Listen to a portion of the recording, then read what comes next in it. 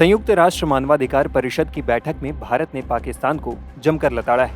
पहले तो भारतीय प्रतिनिधि क्षितिज त्यागी ने पाकिस्तान को आईना दिखाया। इसके बाद भारतीय कश्मीरी मुस्लिम जावेद बेग ने पाकिस्तान के कब्जे वाले गिलगित बाल्टिस्तान में लोगों के ऊपर हो रहे अत्याचार को लेकर पड़ोसी देश को जमकर घेरा। जिनेवा में संयुक्त राष्ट्र मानवाधिकार परिषद की बैठक में भारत के प्रतिनिधि क्षितिज त्यागी ने पाकिस्तान का नाम लिए बिना उसकी बखिया उधेड़ दी। उन्होंने कहा, एक खास देश के डेलीगेशन की तरफ से उकसावे का जवाब देने के लिए हमें फिर से मजबूर होना पड़ा है। ये देश हम पर झूठे और द्वेषपूर्ण आरोप लगाकर लगातार काउंसिल की कार्यवाही को बाधित करता रहा है। अध्यक्ष जी, सिर्फ तथ्यों के जरिए ही उनके सभी आरोपों को झूठा साबित किया जा सकता है। केंद्र शासित प्रदेश जम्मू कश्मीर और लद्दाख देश के अभिन्न और अविभाज्य अंग थे, हैं और रहेंगे। ये एक तथ्य है।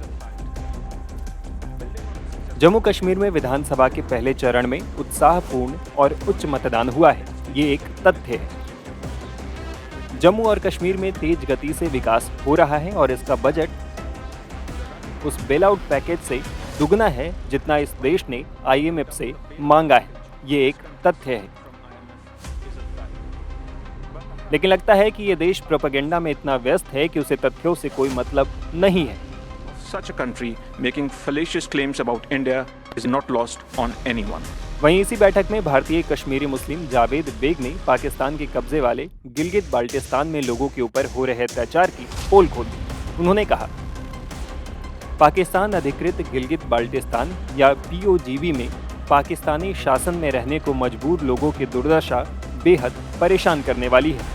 ये इलाका गंभीर मानवाधिकार उल्लंघन, प्रणालीगत उत्पीड़न और पाकिस्तानी अधिकारियों की तरफ से गंभीर दमन से पीड़ित रहा है। POGV में, जो पाकिस्तान अधिकृत कश्मीर का हिस्सा है और पाकिस्तान का एकमात्र शिया और इस्माइली बहुसंख्यक प्रशासनिक इलाका है, यहाँ की स्थानीय आबादी व्यापक भेदभाव झेल रही है और वो हाशिए पर रहने को मजबूर है। जबरन गायब करने, एक्स्ट्रा जुडिशियल किलिंग्स और मनमाने ढंग से हिरासत में लेने की कई रिपोर्टें सामने आई हैं। मनमाने ढंग से टैक्स बढ़ाने और संसाधनों के शोषण के खिलाफ POGV में हाल ही में हुए विरोध प्रदर्शनों में सुरक्षा बलों की तरफ से क्रूर कार्रवाई की गई।